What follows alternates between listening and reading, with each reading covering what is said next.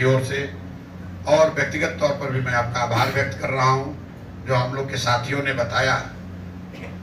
ये बात तो आप में से ज़्यादातर लोगों को पहले से संज्ञान में आपके है, कुछ चीज़ तो आप लोग भी देख रहे हैं, लेकिन आज के प्रेस कॉन्फ्रेंस का एक महत्वपूर्ण उद्देश्य ये है कि हम लोग सिर्फ इलेक्शन कमीशन में डेलीगेशन भेजकर या प्रेस वार्ता करके रुकने वाले नहीं हैं।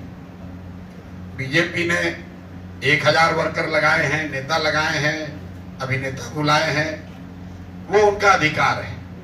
लोकतंत्र में हर पार्टी को ये अधिकार है कि वो जितना ताकत लगाना है लगाए, जो भी लोकतांत्रिक तरीके से अलाउड है वो आप कर सकते हैं। जनता उसको देखेगी कि भाई एक प्रशांत किशोर को हराने के लिए अपने गढ़ को कहे जाने वाले बांकीपुर में बीजेपी को कितनी ताकत लगानी पड़ रही है, कितना संसाधन, कितने नेता लगाने पड़ रहे हैं। और एक तरीके से जनसुराज से हम लोग बहुत खुश हैं। हम लोग इसको अपनी जीत मानते हैं कि जो भाजपा के नेता, सांसद, विधायक, मंत्री कल तक अपने क्षेत्र में नहीं जा रहे थे, कम से कम चुनाव परिणाम आने से पहले ही ये लोग बांकीपुर के जनता के पास जा तो रहे हैं।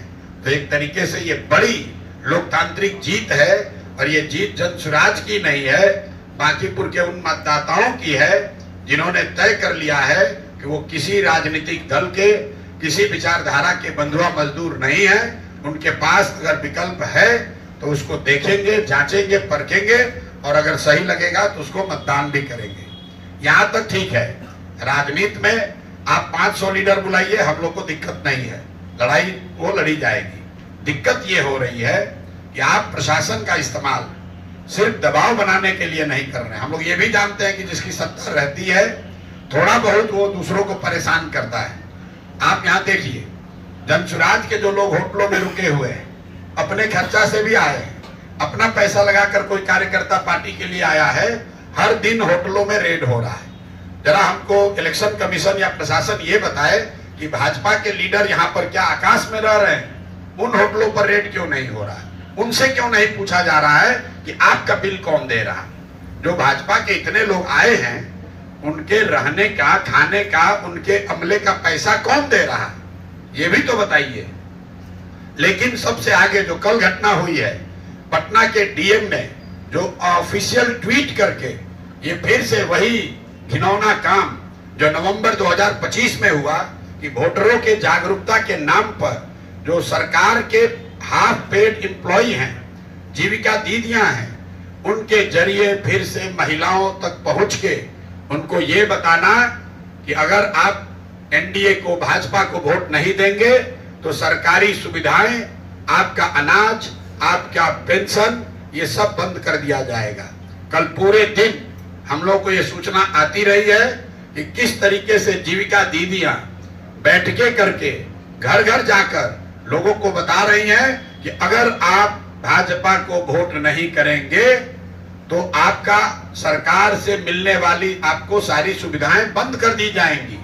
और ये तब हुआ है जब डीएम ने अपने ऑफिशियल हैंडल से ये ट्वीट किया है कि जीविका की दीदियां यहाँ पर, और सिर्फ पटना की नहीं, पटना के इर्द गिर्द के कई इलाकों से जीविका दीदियों को यहाँ लगाया गया है और उनको ये जिम्मा दिया गया है कि घर घर वो जाएं और महिलाओं के बीच में बैठकर जागरूकता के नाम पर भाजपा के लिए वोट मांगे, उनको लालच दें, उनको डराएं।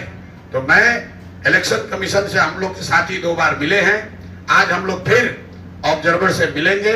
उन्होंने जहां हमारे साथियों ने जो बताया है कि कल उन्होंने कहा है कि वो बिल्कुल आश्चर्यचकित हैं, क्योंकि चुनाव में सरकारी कर्मचारी भाग ले सकते हैं, चुनाव में जनता भाग ले सकती है। अर्ध सरकारी जीविका की जो दीदियां हैं ये सरकारी कर्मचारी नहीं है, और इनका चुनाव में इस तरह से भाग लेना, उनको ऑफिशियली हिस्सा बनाना, ये सरासर बेईमानी है बिहार के लोगों के साथ, लोकतंत्र के साथ और बांकीपुर के साथ। तो आज हम लोग इलेक्शन कमीशन के पास जाएंगे, उनको ये अंतिम 24 घंटे का मौका दे रहे हैं। अगर कल तक जीविका की दीदियों को पूरे इलेक्शन के प्रक्रिया से अलग नहीं किया गया तो कल हम लोग खुद पार्टी के सब लोग इंक्लूडिंग माई सेल्फ, हम लोग कल इलेक्शन कमीशन के सामने धरने पर बैठेंगे।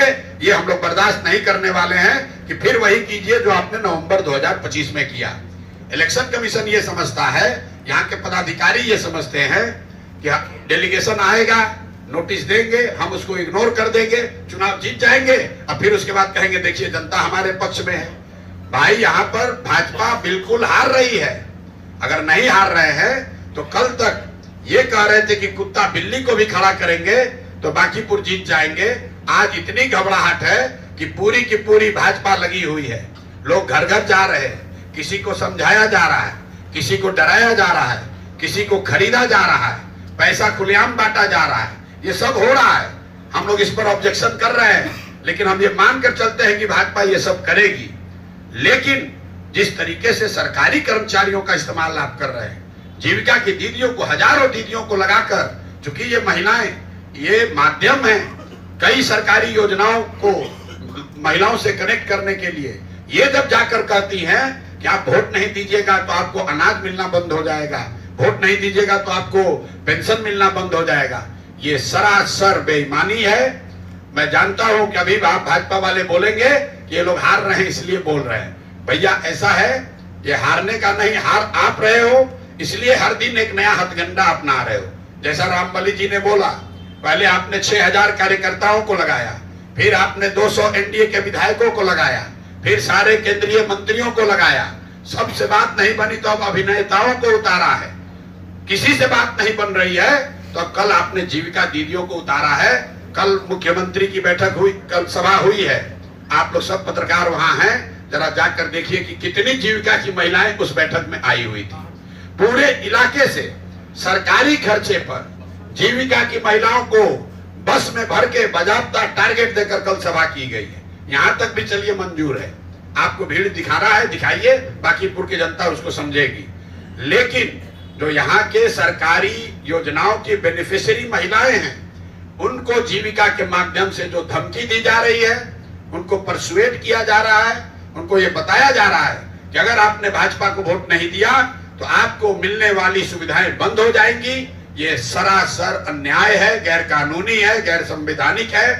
अगर चुनाव आयोग अगले 24 घंटे में इस पर संज्ञान नहीं लेता है, माननीय डीएम महोदय, अगर वो इसको अपने ट्वीट को हटाने से नहीं होगा, उनको ऑर्डर पास करना होगा कि कोई भी जीविका से जुड़ी हुई महिला, कोई भी कर्मचारी, सिर्फ जीविका नहीं, अर्ध सरकारी कोई भी कर्मचारी चुनाव आयोग के नियम के अनुसार चुनाव का हिस्सा नहीं हो सकता है।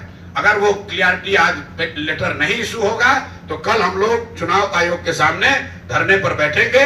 इस चुनाव का कोई मतलब नहीं है। अगर आप वोटर को आपने 25 में खरीदा, आज आप उसको धमका रहे हैं, चूंकि आप सरकार में हैं, तो आप कह रहे हैं भैया नहीं दीजिएगा वोट, आपका योजना बंद कर देंगे, तो ये हम लोग को मंजूर नहीं है। मैंने आपको इसी के लिए आज बुलाया है।